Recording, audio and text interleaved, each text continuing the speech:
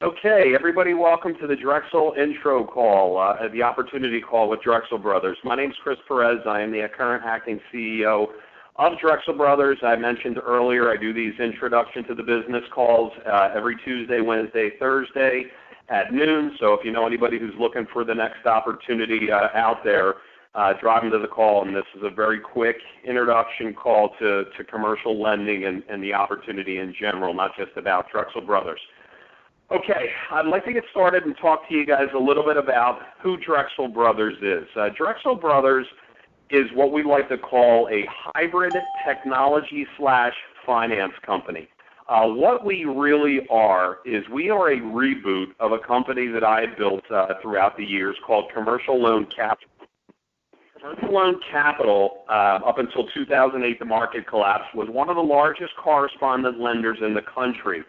We had about 17,000 mortgage brokers under our umbrella with over $1 billion in commercial loan origination under our belt. We were a very, very large packaging engine for companies such as that you may have heard of, Lehman Brothers, but a lot of wholesalers that you wouldn't, that we worked with. And what happened to that company is that when lending stopped, our lending sources, we were directly tied to the lending sources.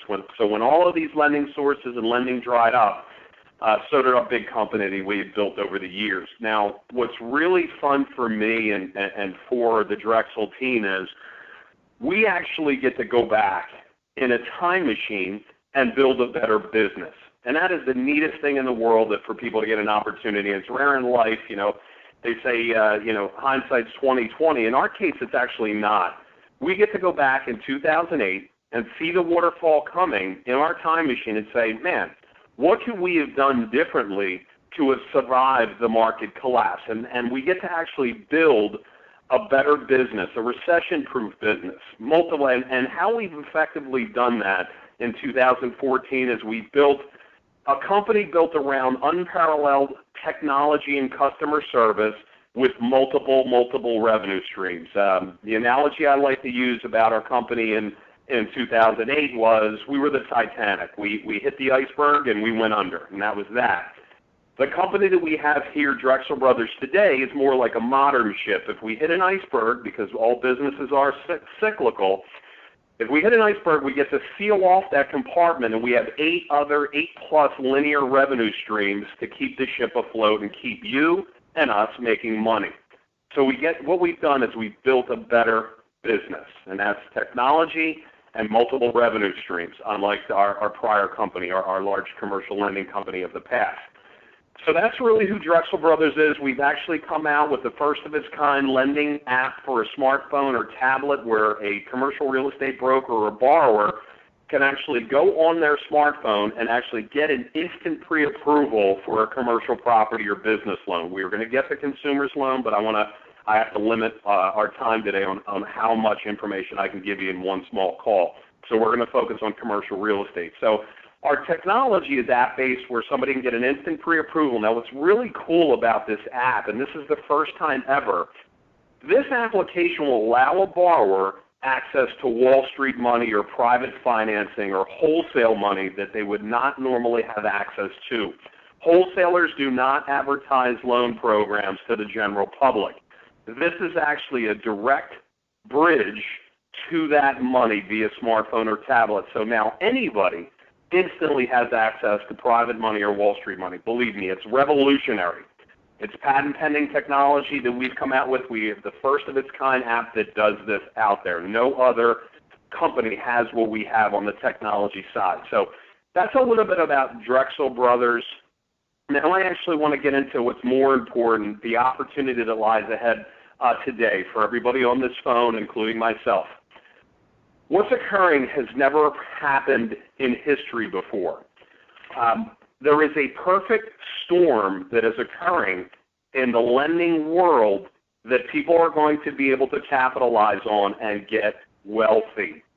And I'm going to start with the first leg of this perfect storm, I call it, and that's Wall Street.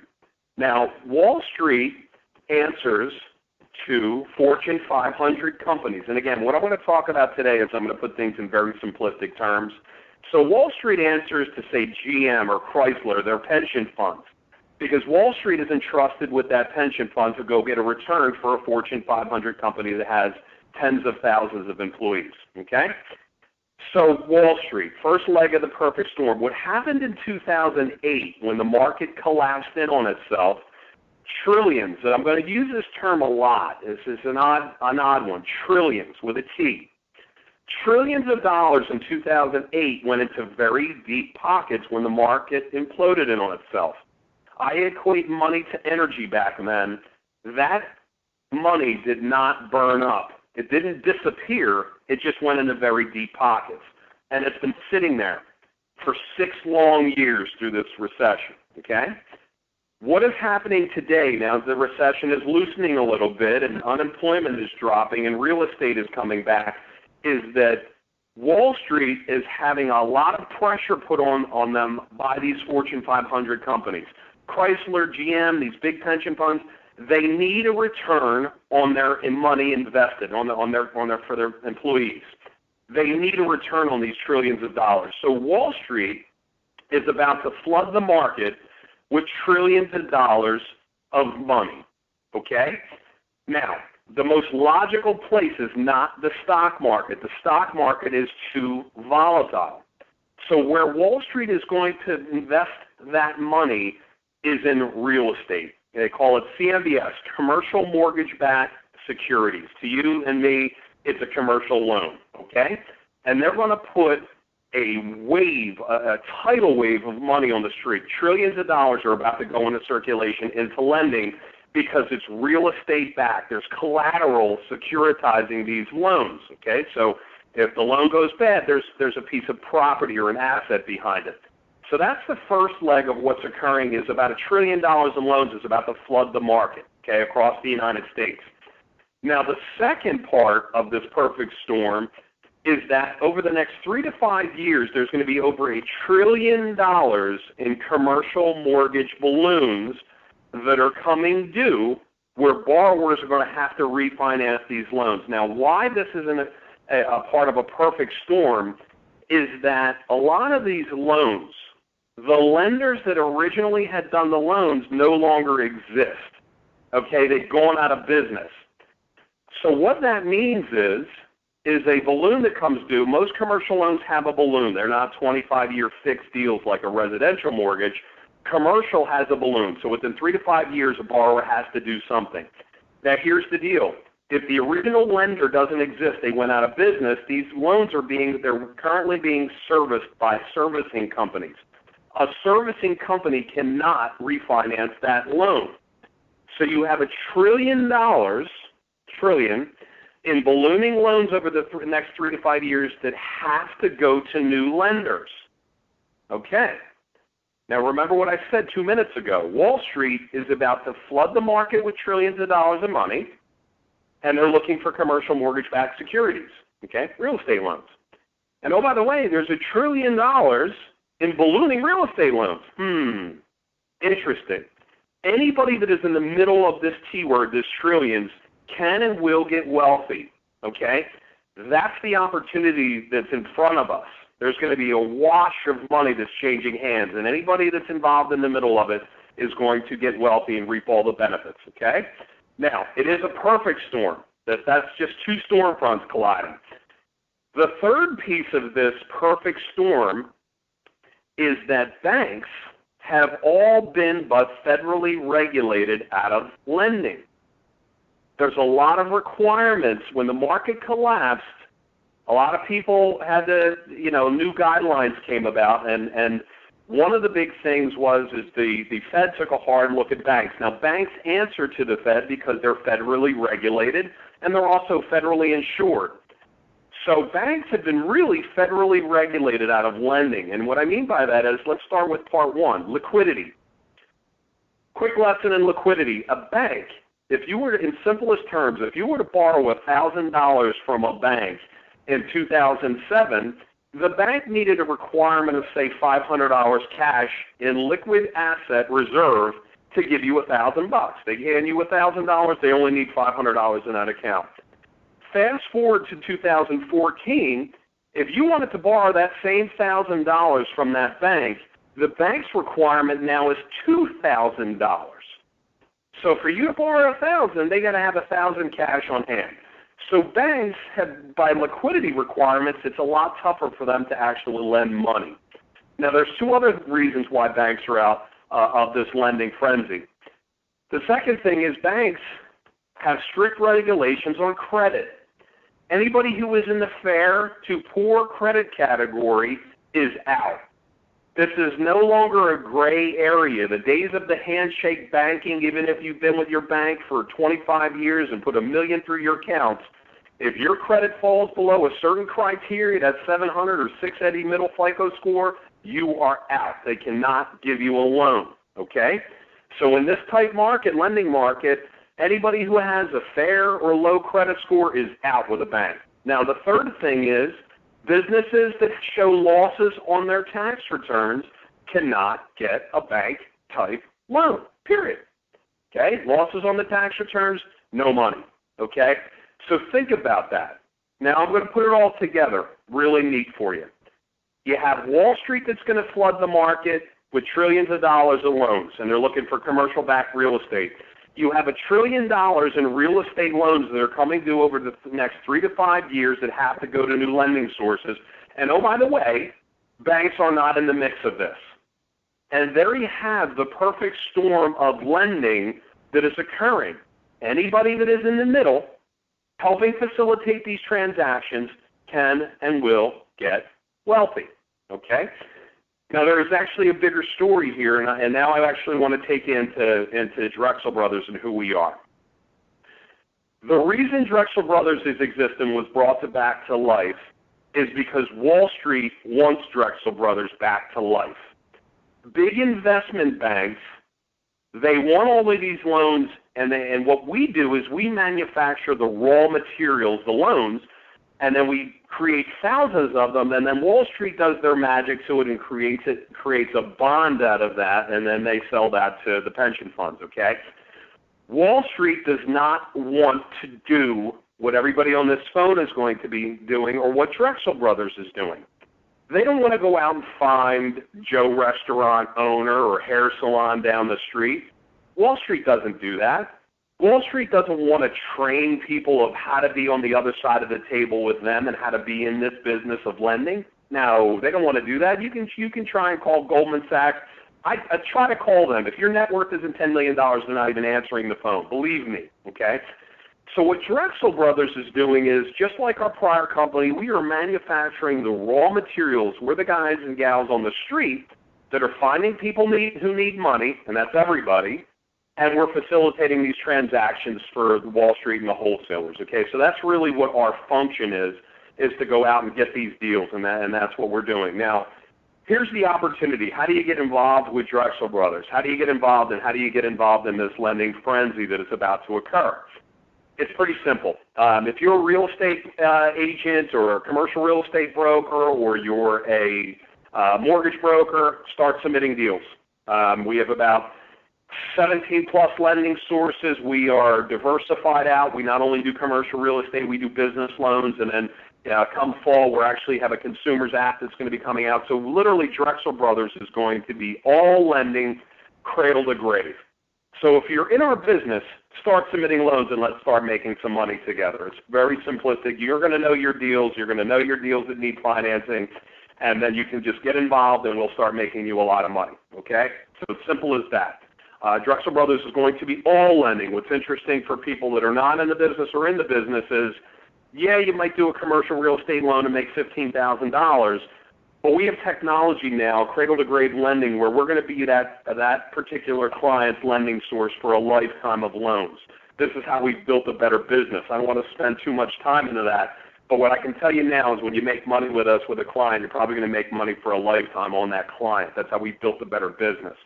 Okay, now, for anybody that is not in the business, what I want everybody to do, if you don't know what's going on, or if you're not from the commercial lending world or the lending world at all, if you're not in real estate or finance, I need you to go on Google, and I want you to Google commercial lending, and I want you to see what's out there. Okay, do not take my word for it. I want you to do a little bit of homework. It's important that you understand what's going on. Okay, Download our app. Play around with them. We have a commercial real estate app, and we now have a business loan app. Download it. Put in a mock scenario so you can see what our technology can do for you. Our cell phone technology makes anybody a 25-year veteran of commercial lending. The president of our company, Megan Krejci, one of the coolest things that she always says is, let our technology work for you. I am a pioneer in this business. I'm very well published on this business, but guess what? If I go in a meeting with somebody who has a loan and I don't have my smartphone and a college student has their smartphone, they have more power than I do. And I've been doing this for a very long time. So the technology, let it work for you because it will make you money. So I want you to do a little research so you see what's happening. See the stories about Goldman Sachs and Chase and all these commercial lending stories and where this money's going. Trillions of dollars in ballooning loans. Don't take my word for it. I want you to do your homework to see, because it's in plain sight if you know where to look for it. One of the fun places for me every morning is on our actual app. There's a news button. Every morning when I have my first cup of coffee, I click on news on our own app, and it tells me about who's doing what in commercial lending. Use the news button. All the stories are right there, okay? Now, after you do your homework and say, man, wow, this is an amazing opportunity, how do I get in? Okay, if you are not from our business, what Drexel Brothers has put together one of the most extensive training courses that has been invented. We do a 10-week live sessions where we have a syllabus of 10 live courses, and then the other 10 classes twice a week are with industry experts and Wall Street insiders. So we do training. We have a training portal that has an origination guide, 100 pages. There's 12 videos there. It's very interactive, our training program. Now, go through the training program. What's really neat is once you become Drexel certified, you have to go through 10 modules and pass a test. But once you have that Drexel certificate with an 80 or better, now what we do for our agents, the people that are going to represent Drexel Brothers and have Drexel Brothers business cards, is we're actually going to help launch your business with clients and leads, and we're going to assure your success. The cool thing about what we do and what I love and I'm proud of is we only make money when our reps make money, our brokers, real estate agents, and our loan procurement managers that actually represent Drexel Brothers. But here's the beautiful part if you're not from this business. You can earn while you learn. We just need to get you certified, and then we will make you an industry expert, but over that time period, you're actually going to be working with real clients and real loan scenarios, making real money, okay? We provide a lot of data. We have mortgage brokers that we can assign out. We actually pull data on ballooning loans. Our app is instant loans that if people are looking, we're going to assign these out. So we're going to have a wash of leads for our loan procurement managers. We're not a leads company, but we are going to assure everybody who gets involved directly with us that we're going to assure that you're going to, if you're really willing to work hard, that we're going to make you a ton of money. Now, what can you expect to make? Let's get down to it and really talk about dollars and cents of what a loan procurement manager and brokers and real estate agents. You guys know what you can make on these deals, but let's talk about a Drexel LPM. A Drexel LPM based on our commission structure now. Now this is on a deal, whether you bring a deal, it's your dry cleaner down the street, or whether it's a lead that we give you. We pay out a 40% commission on closed loans, and I'm only going to focus on real estate today. 40%. Now what does that mean? And that's a good question if you just said that to yourself. What is 40% of what? All deals and scenarios are different. So what I can give you is I can give you history and what the averages are on a closed commercial loan transaction. A Drexel LPM can expect to make anywhere from $3,000 to $7,000 per single loan transaction. Okay, I'm going to repeat that. A Drexel LPM on a single loan transaction can make anywhere from $3,000 to $7,000 per closed deal based on our history of doing this for a very long time. Now, you'll have some loans that will bring in a little less fee, and you'll have some loans that will bring in astronomical fee, okay? But the average is $3,000 to $7,000 a deal closed. What I can tell you is that, think about it, just do some simple math. If you close a deal or two a month, you're making a significant side income. Some people call that full-time income. If you are closing 4 and 5 deals a month, you are in the 1% of the population. You are easily making $150,000 to $200,000 a year. Okay? And that's just based on our industry averages of the type of loans that we do, okay, and the type of loans that you'll be doing. Now, who can get into this opportunity? Do you have to have an MBA in finance? Do you have to have an Ivy League degree? Absolutely not. This opportunity and what we're doing here at Drexel Brothers is giving everybody the opportunity to sit on the other side of the table where Wall Street and the haves sit.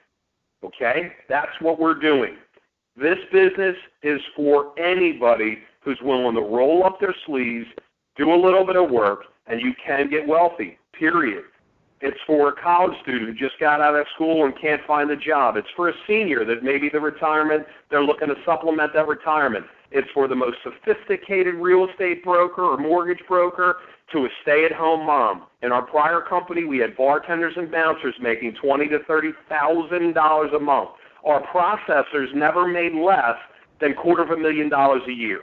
Okay? Now, the opportunity in this market, 2014, makes our last one look pedestrian. This is going to be real money involved now. People are going to make millions and millions of dollars. Okay? Now, here's really another part of the perfect storm that I may or may not, but it's important enough for me to talk about it.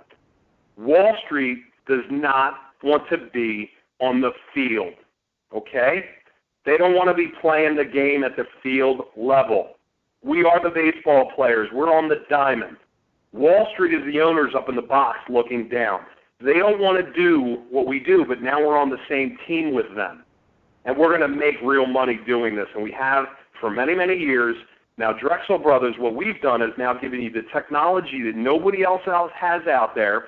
We give you multiple revenue streams and a lifetime of closed deals with a single client, and we give you everything that you need as far as training and support to make sure that everybody's successful. Our success is based on our agents' success. What I would suggest everybody does is seriously, regardless, I want to set Drexel Brothers aside for a minute because I'm the Drexel cheerleader, obviously. But I want to set our company aside. Do your homework. Look at what's occurring. It is in plain sight. There are a couple movies that I want you to actually go out and rent if you haven't seen them. There's a movie called Too Big to Fail. It is a dramatization of what happened to the market collapse because I want everybody, if you don't know, I want you to watch that movie because it's a dramatization. It's a good movie to watch. It's fun to watch, and it gives you an idea of how close to the brink of destruction we came. But there's also a second movie called The Inside Job. Now, this is a documentary that was narrated by Matt Damon. I'm going to tell you this. If you watch this movie, I'm going to tell you two things are going to happen. Number one, you're going to be very upset. You're going to get angry because nobody was penalized on the upper echelon of this whole market disaster. Us, the taxpayers, paid for this whole disaster. And everybody else made millions of dollars that were at the top, including our government, okay? So the Fed is very closely connected to Wall Street, and you will see in this movie. Now, the second thing that you'll take away after hearing me talk today is this. Wall Street is bigger than it ever was. The banks, the investment banks, are bigger than they ever were. They're involved in the Fed. They are huge now. They are too big to fail. They run it all. This is your opportunity to sit on their side of the table. 1 plus 1, okay? If you do your homework, you'll get it. And that's regardless if you're working with Drexel Brothers. If you're looking for a new way to make money or looking to get wealthy, there is no other faster way that I see in existence right now other than getting into the lending business right here in 2014. I have not seen anything bigger than what's occurring. And it's all there, and you can Google it. I want you to watch these movies. And again, what we're going to do for you is we're going to make sure that everybody makes money and can get into this business, whether you're the most sophisticated financial person with a financial background or you're a stay-at-home mom and you're just looking to do something on the side and make a couple bucks each month extra to pay some bills. So that's what we're doing here at Drexel. I I welcome everybody aboard if you do want to join our team. Again, if you do want to get directly involved with the Drexel LPM program, just go to our website. It's drexelbrothers.com. If you have any questions while you're doing your due diligence, please email us at info@drexelbrothers.com. And you can actually just address it directly to me, Chris. I am accessible to everyone. If you ever do want to access me, just all I ask is be a little patient with my time. But I do have a vested interest to make sure that everybody is very knowledgeable on what we're doing and making money. We're looking to corner the market of lending, and we're going to do so. Drexel Brothers it stands to be one of the biggest commercial or lender wholesalers in the country by far. And that's not just me saying that. It's the lenders that are saying that, because the lenders don't want to do what Drexel Brothers does. And that's the big opportunity by being a part of our team. Is the only reason we exist is Wall Street has called us up to bat again. And now here we go again, except we have superior technology and more ways to make money. I do have some, okay, I got done this pretty quick, so what I'm going to do now is I'm going to unmute the call, and if anybody has any questions for me, fire away, and I'm going to unmute us now. Okay, guys, that is a lot of information that I gave you in a half-hour's period of time. Does anybody have any questions for me? Well, how you doing, Chris? This is Bill Hubbard with First Merchants. How you doing, sir? Hey, Bill, how you doing, bud? Man, I am excited. First of all, let me say, excuse me for my voice. I've been fighting a cold here for the last day and a half or so. No problem. I went through the programs that you have, and being that I've been in the financial industry and I'm a former SBA loan officer, I can commend on what you're doing, because for the last 15 years I've been doing small business loans, cash advances all over the state of North Carolina.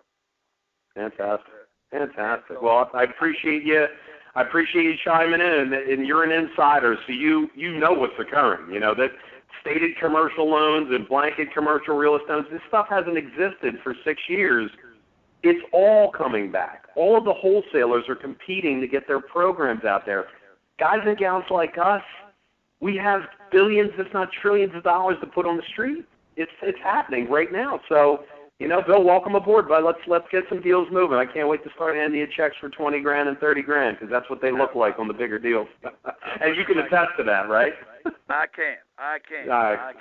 Very much. I want to ask one question. What about a company like, we have 3 offices here in 3 different cities in North Carolina. Yes. What do you have in place to prevent a gentleman or someone to try to circumvent First Merchants? All you have to do, and that's a good question, okay, you're from the business, you have mortgage shops, so all you have to do is register your company, or you can register your agents that are out there representing you, and your shop will get an override on their production. So, we protect our brokers, and we do that. So that's something that would be, I would have to talk to you offline, and we would set up things like that. But, what happens in our business, and it's very common, is, you bring our programs into your shop, your mortgage broker shop, and then you get, somebody who's bright, who's working there saying, man, I can go make, $10,000, even though these guys are paying for my rent and my phones and everything. But if I was to go to them direct, I can make $20,000, and I'll work off your nickel. You pay all the expense, and I'll do a little side deal and make all the money. Now we'll protect you out, but that's a conversation we'll talk offline though. So, and I have your email. I'll shoot you an email. I got an email from you earlier, so I'll shoot you an email. But we do protect our brokers and the integrity of their shops. Absolutely. Great. Thank you very much. Okay. Does anybody else have any questions for me? Yes, I have one. It has reference to your training class. You say it's 10 weeks long. When does the next class start? And is this a full-time effort then during the trainings portion of it? Not at all. And that is actually a wonderful, wonderful question. I like where you're at. Here's the deal. No, it's a part-time opportunity. It's a full-time opportunity. We run our live training courses. They reset every 10 weeks. So there's 10 of those classes. They're done on Tuesdays. 10 of those classes will reset every 10 weeks. It's just it's a formal syllabus. So we talk about origination, we talk about executive summary, the workflow process. Then the second class that is every week in that 10-week is guest speakers from Wall Street insiders. I mean, we're going to blow people away by the guests that we have on these lines. So they're going to teach you the inside from the investment bank world. So that 10-week cycle is always continuous. Now, if you jumped in this week, the next training course would be on Thursday. We have one today, but if you jumped in, say, tomorrow, your first live class would be a guest speaker on Thursday, and they just reset. So you would get the calendar. So you may start at class 5 or you may start at class 1. Now, that's just the live sessions. Inside our training portal, there are 12 videos that you can go through at your leisure. There's an origination guide. If you're not from our business, print this guide out, okay? It is the manual for our business, okay? I happen to write it. Read it. Keep it on hand. If you're not from the business, come on. It's like anything. You have to know your business. Now, what I love about what we do for our reps is this. You do some basic training, but you can start immediate. There are some modules. Once you go through some videos and you feel pretty confident, you're going to click on a button, and it's about 10 modules. It takes about 2 hours, okay, an hour and a half, 2 hours. And at the end of those modules, you're learning through the modules. It's all interactive. It's really cool stuff that we put together. There's a test. And you can take the test as many times as you want. But the moment that you have an 80 on that test, you're going to come to us and say to Megan, hey, Megan, I passed the test. And then what Megan's going to say is, listen, okay, we do understand that you have to finish the course and go through everything, but we want you running deals now. And we're going to give you clients, and we're going to make calls with you to make sure that you're comfortable, because we can get you making money while you go through all this. Now, I've seen people get through the modules in a day or two. I've had people sign up and they're with us a month and they never do anything. So it's really you, but it's not something where you have to quit your day job. The live sessions are every week for an hour, so it's 2 hours a week during the afternoon at 1 o'clock. Now, we are going to be recording and videotaping a lot of this material, and it'll be inside the educational portal. So, you know, we understand people have day jobs. I'm not telling anybody to quit their day job because it does take time like any business. But we are going to make sure that you're in deals and going to be looking at pipeline and be closing deals way before you become an industry expert. We're not asking that, unlike any other training where you go to law school and you can't have your first case until you pass the bar. Our business is a little bit different. We're going to get you on the street. We're going to get you working on deals on a part-time basis, and you'll learn it at your pace. So the live courses, they just reset every 10 weeks. So whenever you jump in, it'll be, you know, class 4 or 5. But it'll all be online if you have to miss a class, or if you just say, man, that was a mind-blowing one, because there is a couple classes that are really, really important that I want you to always do a live class on origination and the executive summary. If you do those two things, I can make you an expert really fast. But it'll all be online at your pace. But anybody can do this. You can do it part-time, full-time. You know, and you can. Our biggest kind of catchphrase internal is you earn while you learn. So hopefully that answered your question. Okay, thanks. Yeah, you're welcome. Does anybody have anything else for me? Yes. This is Gerald from Minnesota. Hi, Gerald. Hi. How are you, Chris? I am fantastic. What you got for me? Yes, I just have a question. So, what is the name of your company's app? It's Drexel Brothers. Yeah, it's on Android and iPhone. It's Drexel Brothers Commercial Loan Suite or Drexel Brothers Suite. Okay. And you can actually go in the App Store on iPhone or Android.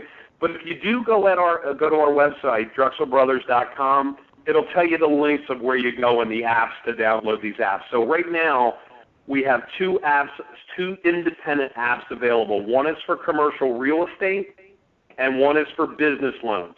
Now, in the fall, we're going to have one that's going to be for consumers loans. So if you need an auto loan or a medical loan or a mortgage, that's going to be our third, and that'll complete our app trilogy. So what we've effectively done is we have 3 apps that encompass all of lending. What that means for you is, as a consumer, yeah, you can access kind of the best deals right on your smartphone for all lending. But as a Drexel agent or as a mortgage broker, what it means for you is you make money for a single client for a lifetime. Because here's what happens. If you go out and do a real estate loan for a guy and the guy loves you and says, man, you got this done, my bank was saying no. Well, our internal technology is gathering information where we're going to be able to lend to this person for a lifetime. And what that means for you guys is you get paid for a lifetime. Now, I can't get too much into that because I'm just on limited time, so I want to focus on real estate. But always keep in mind, we've built a better business. The funnest thing for me is I literally got to go back in a time machine and build a better business for all of us. Right. And that's the situation it's in. It's really wild. I mean, it amazes me that I have this opportunity to do this all over again. But now when the waterfall is coming, we survive. We don't go away. We're not directly tied to commercial real estate financing. We're going to be lending people money for the rest of their lives. Every need they have, education, dental work. We're going to have it all. That's what these apps are about, is diversification. That's what makes us really strong this time around. So you get one good client that knows your name on a regular basis. If they ever borrow any type of lending, you're going to get a commission. And that's cool. Yeah, that's very cool. Now, someone like me who's starting out, brand spanking new in this industry, yes. I've done some research on commercial lending, so I know there's a huge demand for it. Yeah. So I saw the opportunity, and I know it's something that I'd be really good at. So in regards to getting started out, did you mention just go to the website? Yes. You want to. Here's what you do. If I'm sitting on the other side of the table, and don't. Okay, I'm a cheerleader, but I'm also a salesman. But I don't want to. I'm not trying to sell you something, because here's the deal. The reason I want everybody on the phone to get involved in this, and the reason I've set it up the way that I've set it up, is that we have an opportunity to corner the entire lending industry by people. So if I get 1,000 reps on the street, every single lender in the United States bows down to us. And what I mean by bow down to us, meaning we make more money. You make more money, I make more money. So get involved now. Start your training courses. You're going to get personal emails from me. There's classes that are vital. I do want to explain something to you because you got it, and it sounds like you got some sales background. So here's the deal. I want to give you a quick. Let me just see something here. Okay, I still got some time. All right, let me explain how I got into business, because this will translate directly to you. I had worked for a lender years ago when I got into the business, not residential, commercial. So usually guys start in residential and commercial. I worked for a lender. I learned the business. I knew where one wholesale lender was, and I kept seeing mortgage brokers make these astronomical commission checks, okay? Now, this is before social media, the internet, LinkedIn, all these cool things that people have today, okay? And I run a tech company, but I'm an old school banker. Even though I'm progressive, I'm an old school guy. So, but I got into the business. I knew a little bit about it, and I kept seeing these brokers make this tons of money. And I said, man, I'm going to do this. I got one lender in my pocket. Now, I was young. I didn't know what I was doing, and here's what I will tell you. I worked my butt off, and I had no fear. And what I did was I went out and I printed up some business cards, right? And you, as an LPM, can print up Drexel business cards. So what you're going to get as one of our agents is power. You have the website. You have the apps with the Drexel name. You represent Drexel Brothers. You are all money. I didn't have that. Print up some business cards. Here's how you get into business. Right here tomorrow. You sign up, you start your training, period. You got to learn the business. The more you learn, the more savvy you're going to get, the more money you'll make. That's in any business. Now, like any business, it's always on-the-job training. You know, you go to law school or you go to medical school. Guess when when you learn the business? When you're in surgery. You know, unfortunately, when you're in your first court case, that's when the learning really begins.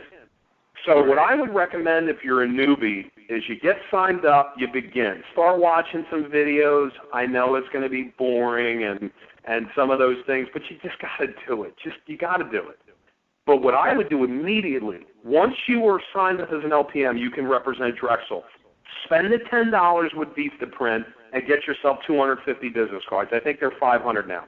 The format for Drexel business cards is on our website, and as an LPM, you now represent us. You're a loan procurement manager in the training phase.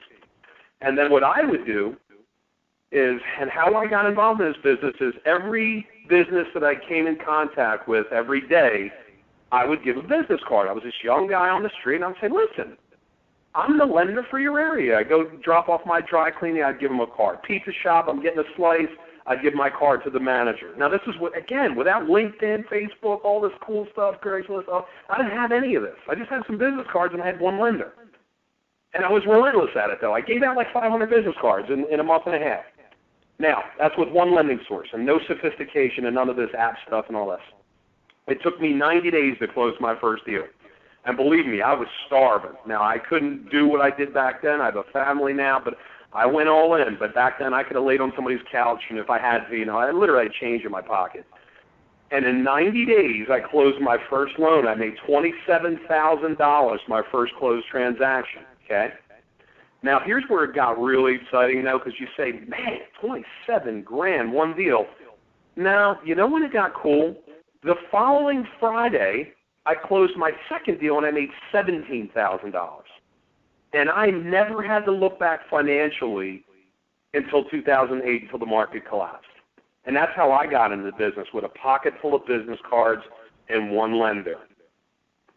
And I built a multi-million-dollar business without any of the sophistication or the training or somebody like me helping me. Believe me, anybody can do this. If you're willing to roll up your sleeves and get into it, I'm going to tell you now, in 6 months, your life financially will change for the rest of your life if you put in the effort now. This is not something where you're going to sit on the couch and, you know what, believe it or not, you can sit on the couch and do this business if you're sophisticated, know how to get into LinkedIn groups, and you know how to do that. And, the cool thing about loan brokering or money brokering is you can do it from anywhere in the world. You need a cell phone and a laptop. You just got to get started. That's the deal. But it's cool. You can do this from anywhere. And the cool thing about what we do is we don't sell pencils, okay? I'm not selling rims or cars or anything. We sell money. I mean, it's the sexiest product of all. This is not, think about this. Now, you heard me talking about banks that are regulated out of lending. Here's how you want to be successful in a business, and this is almost any business, but raise your hand. If you raise your hand and say, listen, I got money, how many people through the recession need your money? Everybody? Right. Who can't, whether it's a business owner, a real estate owner, or somebody who needs a personal loan, because we're eventually going to get into consumers, not just yet. But if you raise your hand and say, I am the guy that is in Minnesota that has $1 billion, and I need to get this out on the street, if you raise your hand and tell a couple people about it, I can tell you right now, as right as rain, you will make money. That's it. I mean, it's a very simplistic business if you think about what we do. We raise our hand, hey, we have money. Do you qualify for that money? And here it is. And oh, by the way, I have more. I have lending for everything. So, that's what I would do. I would get on and I would get started immediately. If you've done your homework, then there's nothing holding you back. You just got to do it. I mean, I'd get involved in now because the rewards are coming. I mean, we have our first traditional advertising that's coming out where we're going to bring in deals. And this app, what's cool about the app is it's going to bring so much business because this isn't optional for real estate brokers. See, a real estate agent or real estate broker who shows a commercial property, it takes them weeks to months for that potential client to get their first pre-approval. Our technology gives them that first pre-approval in seconds with a phone call. Believe me, the real estate agents, once they adopt this technology, it's over. We will have tens of thousands of clients coming in the door, and I need people on the phone working these deals. That's why we pay out these ridiculous commissions, because I'm the type of guy, I'd rather make a little of a lot. I don't need to be greedy on these deals. I need you guys making money. If I hand you a check for $20,000, unlike corporate America that says, man, I got to lower the commission, I get jacked. I'm like, I think I made 20 grand. We're making money. Right? Absolutely. All right. I do have one of our formal classes that's coming up. I've kind of taken the reins on our training program. I'm going to be hiring professional sales trainers, but I want everybody to know that I'm in the trenches with you guys every day. It is. I'd like to think that I'm an okay guy, but it's not all altruistic. Your success is our success. Did somebody have a question for me? Yeah, this is Bill Hubbard again. On the executive summaries, do you want us to? Do you provide a format for? I'm on the website as we speak, and I have a couple of borrowers. And do we get the executive summary from the borrower, or do you have a formal executive summary format? All you have to do with that executive summary is, and I'm actually have a class on that in about 10 minutes. The executive summary, fill it out completely. That's all you have to do. If you don't understand the question, still try and complete it. Get that executive summary over to us, and then we do the rest. We're going to come back to you, because here's what's interesting.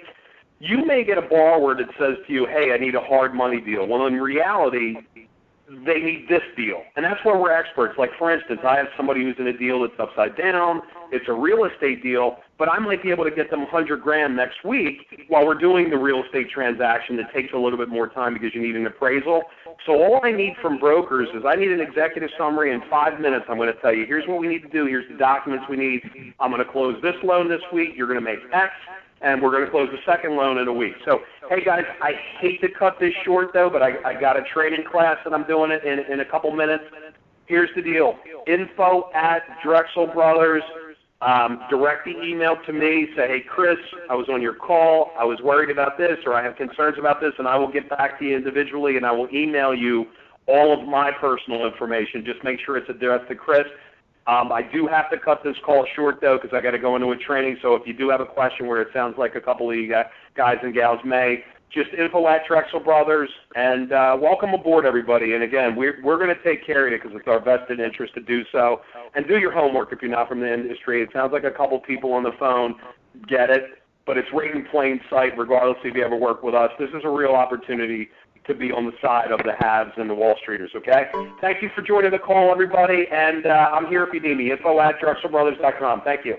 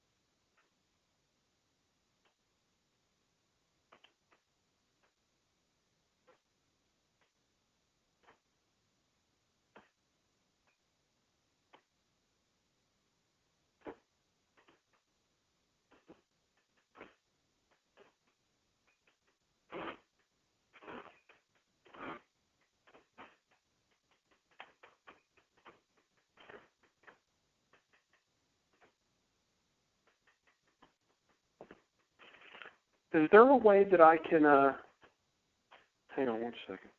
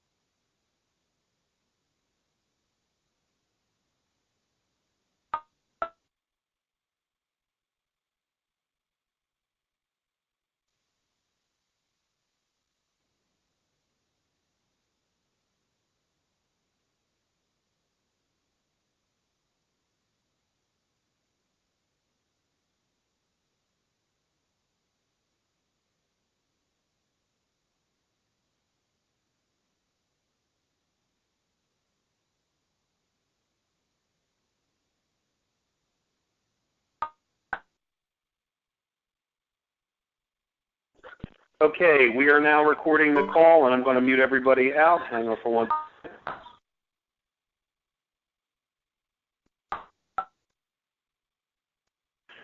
Okay, so today's live session is going to be about the executive summary. As I mentioned earlier, two of the most important aspects of our business are origination, what we talked about last week, and what we're going to go over today, the executive summary. If you can master both of these, where you can raise your hand and go get a client, and you can master this executive summary, you'll literally have the inside to this business and be able to qualify people out pretty quickly on your own and master the business. So this is an important one in origination. We're actually going to start recording these calls on a regular basis. So if you can't make a class or if you want to revisit, you'll be able to go into the back-end portal and you'll be able to get this information. So let me just pull up my executive summary here. Okay. Now, an executive summary, in the residential world, they call their executive summary a 1003. So if you ever hear the term 1003, it's just referring to a mortgage application. Now, our executive summary is a much more simplified version because the point of the executive summary really is to find out or qualify quickly if you have a real live deal. Now, the interesting thing moving forward, now that we're a diversified company as opposed to just doing commercial real estate like we were in 2008, is this. You're going to fill out the executive summary, and then Megan is going to qualify, or Trina is going to qualify that particular candidate out. Because here's what happens. You're going to have somebody that is going to come to you and say, hey, I have this restaurant deal, and I need hard money. And that's what they think they're going to need. But since we are so diversified now when we have these business loan programs, they walk in the door thinking they need one thing when we have a better solution for them. And it's happening more and more often because we do have business loans now, and eventually we're going to diversify into consumer loans. So this is just your guide, but it's a really important guide to learn our business. And I know we have a lot of folks that aren't from our business. So the executive summary is just really, really important coupled with origination. Okay, let's start with borrower's name. Simple enough. Borrower's first, last name. If they go by a middle name, put it in there. If it's a senior or junior or the third, make sure it's in there, complete name. Now the next one is very important. Legal borrowing entity. If they are a corporation, an LLC, a partnership, we need to know that information, okay? If it's a husband and wife partnership, we want to know that information. It is extremely important. I can't stress enough, deals can get sideways quick if we don't have the right entity because that may change the transaction or the lender we're using depending on what is the legal borrowing entity, okay? Borrower's email, simple enough. Borrower's phone number, get home, mobile, fax, email, multiple emails, website address, anything that you can get multiple contact points for these borrowers because people tend to get busy. It's the summertime. They go on vacations. I'm trying to put money in everybody's pocket immediately, so we always need multiple contact information, email address. It's all important, believe me. Don't get lackadaisical and not put in a second phone number or a home phone number because it slows down the transaction, and that means it's slower down for us to get you a commission check. So get as many contact points as possible. Okay, the next one.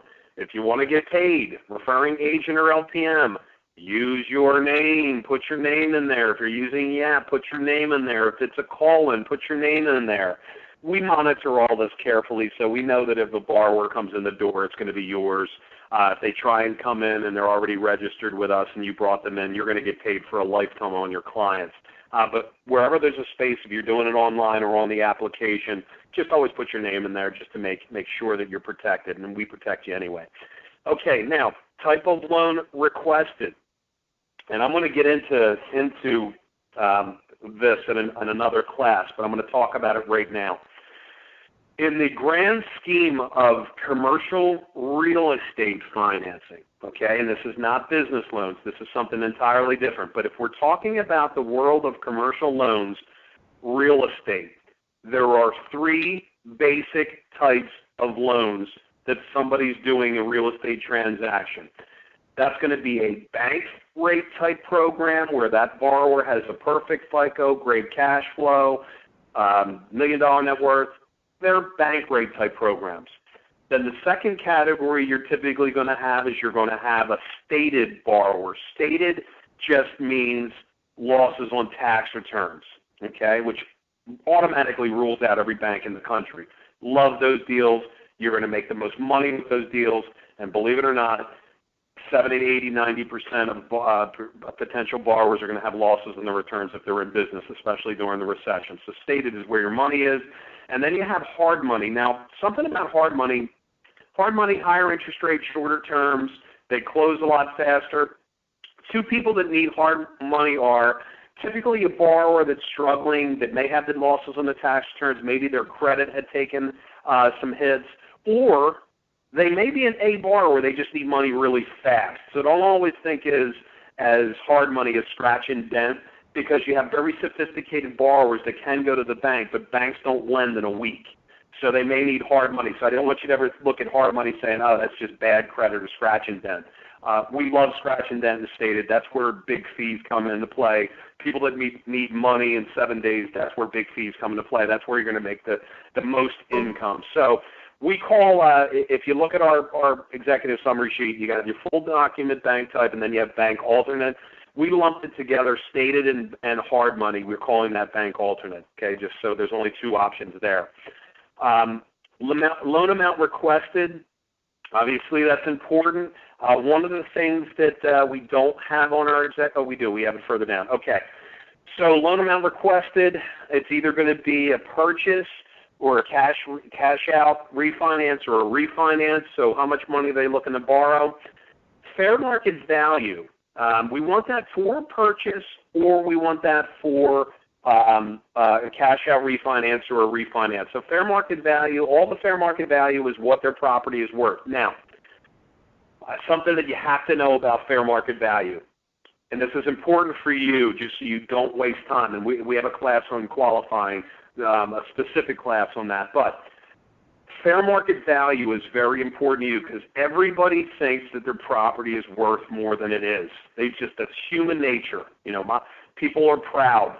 You know, I built a deck on the back of my house myself. You know, I finished the basement myself. Everybody thinks that their property is worth more than it is. So when somebody gives you that fair market value, the next question out of your mouth needs to be, where did you come up with that number? And it may be, well, this is just what I'm figuring it is. That's not a really good answer, okay? Especially if it's a tight loan. So, but if it's, you know, I had an appraisal done last year, or the comps in my area, or my real estate broker told me that, drill down to that. But I just want you to know if it's a weak answer, like it's a guess, or this is what I feel it's worth, you know, I put $100,000 into the house, which the only thing that translates to real value increasing is the area itself goes up, the population and things like that, or if they build additional square footage, just so you know.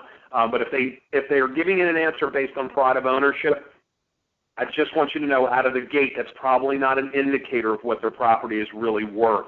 So whenever you ask that fair market value question, find out where they got that number. Purchase price.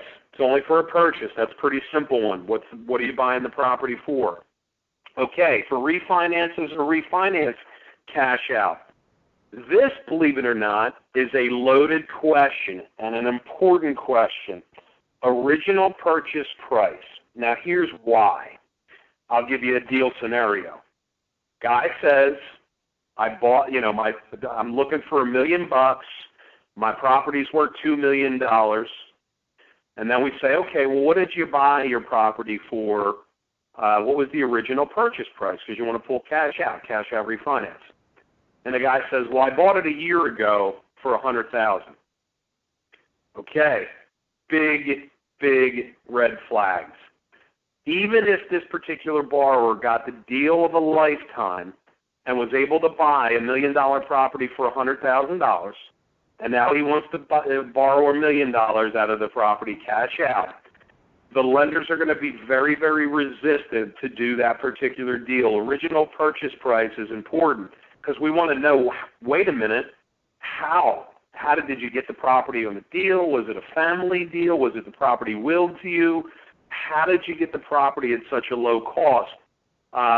Or it could be speculation on their part that they're thinking that their property is worth $2 million when in reality it's only worth $200,000 or $100,000. So that original purchase price is extremely important to see if you have a real deal there. You know, if they bought the property 5 years ago or 10 years ago for $500,000 and they're saying it's worth $1 million now, well, that may make sense. But original purchase price, it's a very important loaded question because it's going to give you an idea of what you're really dealing with here. Original, okay, so purchase price, original, okay, year purchase, that's important. When did they buy the property? Existing mortgage, okay. This is another loaded question because sometimes people have second mortgages that they think that they're credit lines or they're other things, but it's actually a second mortgage. So when you're asking that, what is your existing mortgage, how much do you owe on the property, just make sure that you're saying, is there a second on the property, or is there any other outstanding loans that may be tied to your property? Is your home mortgage tied to your commercial property? So sometimes people have other loans on that are considered actually second mortgages that they think they're credit lines when in reality they're actually a second mortgage, okay? So current mortgage rate, another extremely, extremely important question because here's the deal. If somebody was a paper or bank-type loan before the recession and they've taken some lumps and they're at 4% or 5% interest rate, and now we're doing a bank alternate loan which comes with higher rates, you want to know that out of the gate, you know, because they may have the expectation that, well, wait a minute, I'm at 6%, why aren't you refinancing me at 6% now? And you're going to have to, or we're going to give them we have to educate them and explain to them the market today that exists. Okay, so the existing mortgage rate is good because you want to get that out of the interest rate part of this out of the way as soon as possible because borrowers always are going to be negotiating a rate. Now, the unfortunate thing about the business that we're in when it comes to the rate is us as human beings are always, when it comes to real estate or property for some reason, we're always, what's the interest rate? What's the interest rate? What's the interest rate? But really, if you're a business owner or if you're in the business of property, it's really what's the rate of return as they're asking you. Because if somebody told you, hey, my interest rate's 25%, and then I handed you the money and you made 1,000%, the interest rate is irrelevant. Now, what's unusual is what the question they should be asking is, what's the rate of return for me as the borrower? What is going to be my rate of return on this deal? That's really the question that they're trying to get at, but we're just trained on what's the interest rate because one of the things that got us all in trouble years ago was, what happened was they said, the interest rate's 4%. What they didn't tell you was there's 10 points closing cost. We can give you a nothing interest rate, but we're charging you ridiculous amount up front. And oh, by the way, the interest rate's only good for a year. So interest rate, that question that they fly out of their mouth right out of it is just human nature. You have to set the expectation up front because if they're trying to shop you and get below 5% and it's a deal that doesn't fit there, we would rather cut them loose in the beginning rather than waste a month of your time thinking that you have a deal closing when in reality they're going to shop you anyway. So the rate question is very important. Okay, next one.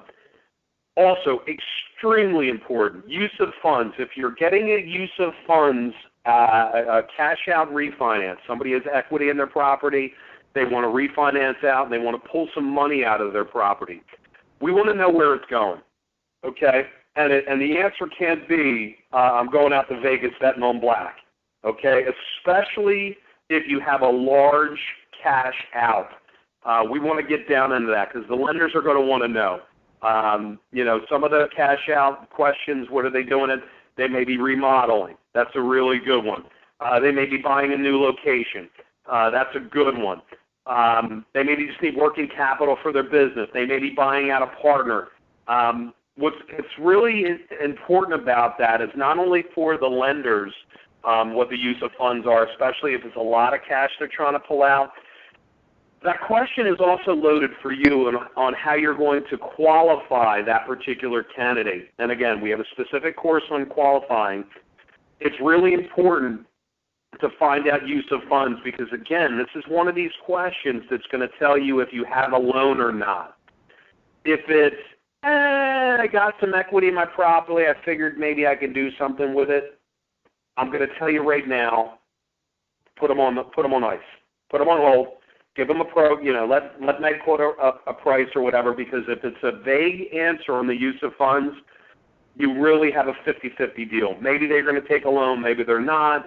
What will happen 9 out of 10 times if it's a willy-nilly answer is they're going to say to you, you know what, I don't want to pay all these fees and have to go through all this or spend $2,000 on an appraisal. I just wanted to see what's out there, okay? Use of funds is also going to be a qualifying question for you. Divorce, believe me, they want to close this deal. Buy out a partnership that's going sideways, yeah, they're going to borrow this money. Their pizza ovens went down, yeah, they're going to need to do this loan. Use of funds is need. What are they borrowing this money for? We are pain sellers. We sell pain. We sell solutions. The bigger their problem is in use of funds, the more likely you're going to put $10,000 in your pocket and close a deal. Use of funds is vital, okay? The next one, loan to value. Okay, LTV. What is the LTV? All loan to value means is how much money they're borrowing according to what their property is worth. The simplest way to calculate LTV, I'll give you an easy one. If the property is $1 million and they're borrowing $500,000, half, it's 50% LTV. Okay? It's just a percentage of what they're borrowing according to what their property is worth. That's loan to value. If it's $1 million property and they're borrowing $100,000, that's 10% LTV. Most of our loan programs in 2014, we max out at 70% LTV. So if it's $1 million property, most programs we're going to be cut off at $700,000. That's going to be the maximum loan that we're going to be able to give. Now, as the economy starts to turn around a little bit, that LTV number will go up. If you have a very generic property, primarily a multifamily, which is apartment complex, we may be able to eke out that 75, and they're starting to look like 80. But right now, 70% LTV, if somebody says, well, what's the max LTV? 70% is your safest bet or lower, okay, just in this market. Property type. I'm going to go through those. Multifamily, all a multifamily is an apartment complex. Typically, a multifamily is considered anything 5+ units. We do 1 to 4 units, so if somebody wants to buy a duplex or triplex or even a single investment program, that's typically considered residential. We do have programs that we can do them as commercial in this market, so that's something that never was exist. So you can make real good money if you find some investors that want to do the one-off properties. But 5+ units is typically what a multifamily is. It's just an apartment complex. Mixed use.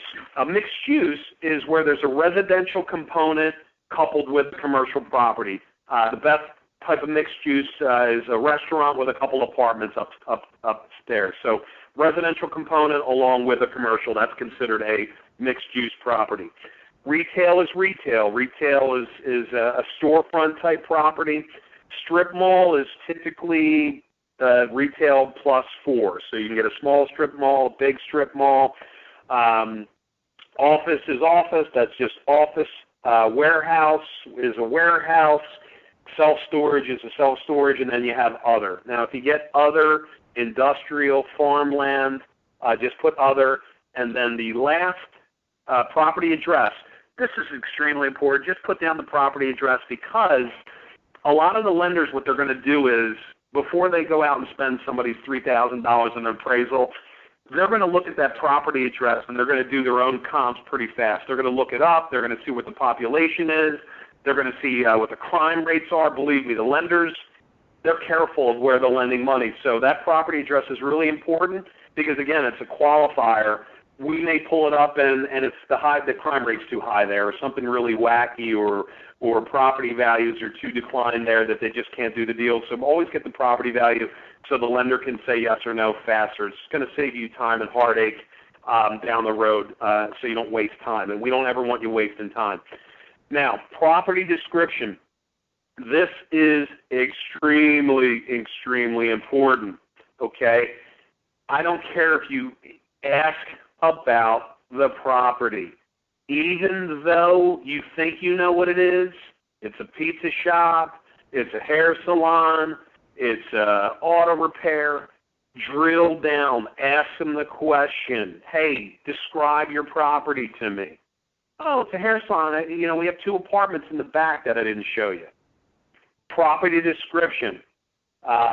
Sometimes the description of the property could be a deal killer if they have chemicals on the property or something really oddball, industrial. Always get a detailed property description. The fuller that box is, the faster you're going to get down to know if you're going to have a deal. You're going to make your life and Megan's life a lot easier and the lenders. Always, and I don't care how generic the property might seem, always, always, always get a detailed property description. Every single deal, okay? Borrower's credit. Some are going to know, some are not going to know. Most people know where their credit is, good, fair, or poor. If they have their mid-FICO score, that's fantastic. If they tell you their mid-score is 750, ask them how they got that number. Did they run their credit? Is it freecreditreport.com? Did a lender just run their credit? If they know their mid-FICO, another qualifying question that for you, believe it or not. Yeah, my credit's 780. Mr. Barr, where'd you get the credit score? That's interesting. You know your mid-FICO just like that. Oh, I'm working with another mortgage broker, or I'm working with my bank. Good qualifying question. Are you competing for somebody's business here? You need to know these things up in advance because it's going to save you time, okay? If we're involved in a bank competition, literally, believe me, you don't want to spend 45 days working on a deal and where we had to sharpen the pencil so tight that you're making $50. We would rather cut it loose in the beginning and let them come back to us if their bank turns them down. Again, we just want to save your time. So mid-FICO, if they know the score, tell them, ask them the question how, because that's important. Okay, borrower's income, very, very important. What did they make the past couple of years? How's your income? Are you showing any losses? We love losses on tax returns. And if they have losses, they're going to be sheepish sometimes about telling you. But here's the deal.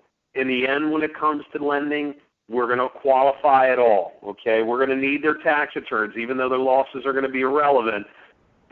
People don't get $500,000 loans or $250,000 loans if we don't do our thorough homework. So we're going to need those returns, but losses are okay. But ask them the question, how's your income? How's business been for the past couple of years? The weaker that answer, the better for you and the better for us, because we're going to have to put them in a specialty program, and there's more fee involved, and they're going to appreciate it because they've probably been turned down a ton if they have losses on their tax returns. Now, last, property income, another vital question. Make no assumptions. Ask them. Somebody says a pizza shop, don't assume that it's their pizza shop. I have a Dunkin' Donuts deal that I'm looking at right now. Well, it turns out the woman doesn't own the Dunkin' Donuts. She just rents the property out to a franchise person. So ask what the property income is in the income questions.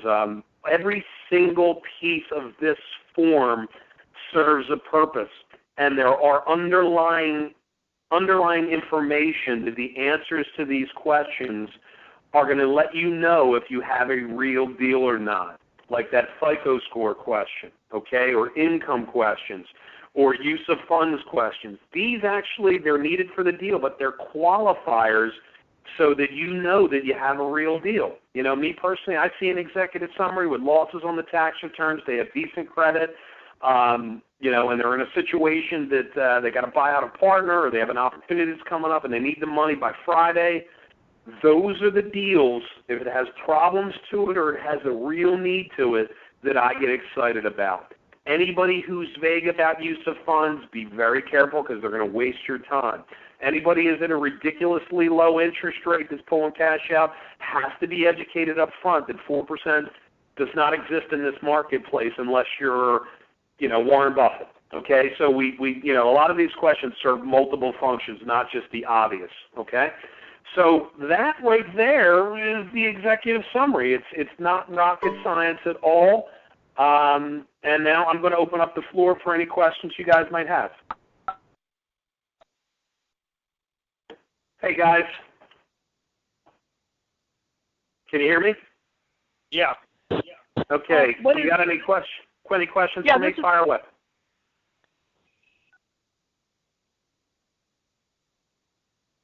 Go ahead. Hi. Got a quick question for you here. What is DSCR? What is DSCR? All right, good. It's not on there. Okay. It's debt service ratio. Okay. The quick lesson on debt service ratio, and this is an important one, and it probably should be on the executive summary. I don't want to scare anybody who's new to the business, because you start getting into debt service ratio and things like that, and people are like, oh, my God, I got to go back to school to learn all this stuff. In simplest terms, debt service ratio is a percentage of what their income is compared to what the loan payment is going to be. And I'll give you an example. A typical debt service that a lender's going to want to see is 1.25, okay? All that means is this. If they're going to give you a mortgage and the mortgage payment each month to the lender is $1,000, they're going to want to see at least on the property's income 1.25. So $1,250 of income they want to see coming in on the property to give you a loan where the loan payment is $1,000.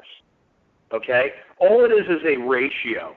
So typically the lender wants to see you making 20% more than what the mortgage is going to cost. So if it's $1,000, they want to see $1,200 of income coming in. That's all debt service ratio is. Some deals have a different debt service ratio. You're typically good at 1.25. Apartment complex is a little lower, but don't worry about debt service ratio. You leave that for us until you guys are all experts at this stuff. Don't worry about the debt service ratio. We're going to do that, but all it is the lender wants to see income that can at least show that it can service debt service at a certain point. It's usually 20% or 25% of what the loan payment is, but that's an awesome question. Next question.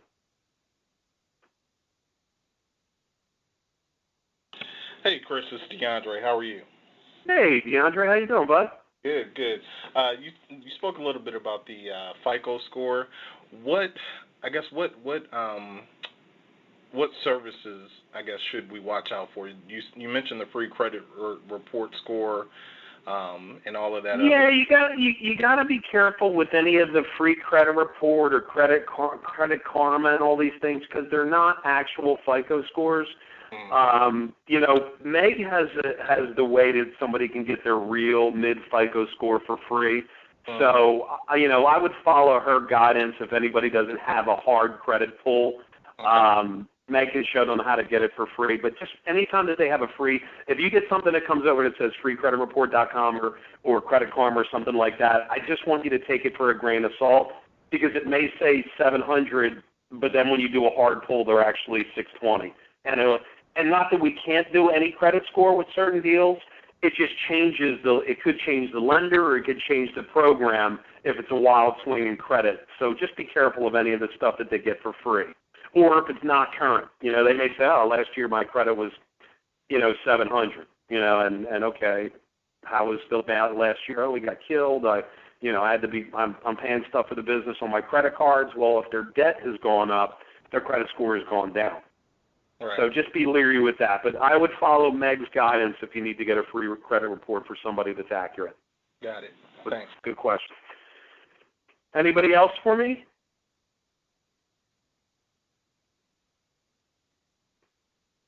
Okie dokie. Next Tuesday's call, I don't have my syllabus in front of me, but it'll be 1 o'clock. I am going to be sending out what the live training calls are.